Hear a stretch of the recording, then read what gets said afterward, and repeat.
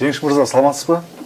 Бир канча күндөн бери социалдык тармакта сиздин атыңыз абдан талкуу жаратып жатат. Сиздин билдирүүлөрдү да жазадыңыз. Президенттикке талапкер Садыр Жапаровго кайрылуу да жолдодуңуз. Эмне себептен каршы чыга баштадыңыз? Эң биринчиден мындайда шайлоо өнөкөтү болуп атканда мен талапкер болуп чыкпагандан кийин бул маселелерге кийлигишпестен шайлоо бүткөнгө чейин бүтөлүү деген ой болгон. Айтор шайлоо башталганга чейин мыйзамсыз иштерди кылды. Четинен айттык. Бирок катуу кетпейли дедик. Акыры чекке жеткен эмне болду? Бул жана Ким эмне деген передачага барып, бийлик бутактарынын классикалык бөлүнүшүн айтып бере албай койду. Ал эмне деди? Парламент, президент, өкмөт деп койду.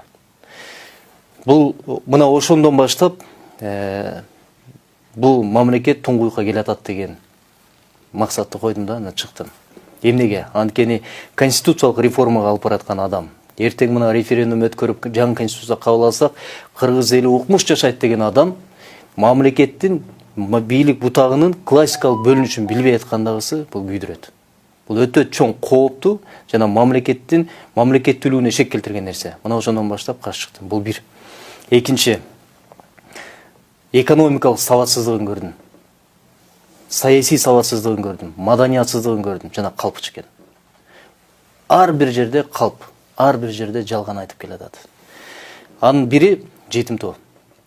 Эгерде мамлекетти башкарам деген адам шайлоого аттанса, ал жалгыз бир нерсе менен чектелбеши керек.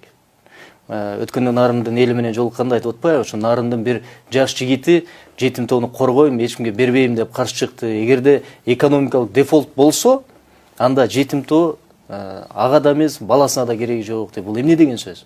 Эмне деген сөз бул? Эмне деген сабатсыздык? Кытайдын карызынан кутулуунун жолдору көп. Экономикалык жагдайды карай көрсөң, мына ошол жерде эмне үчүн таможня жөнүндө айтпайт? Эмнеге? Эмне үчүн ошол эле экономикалык финансы булактарын айтпайт?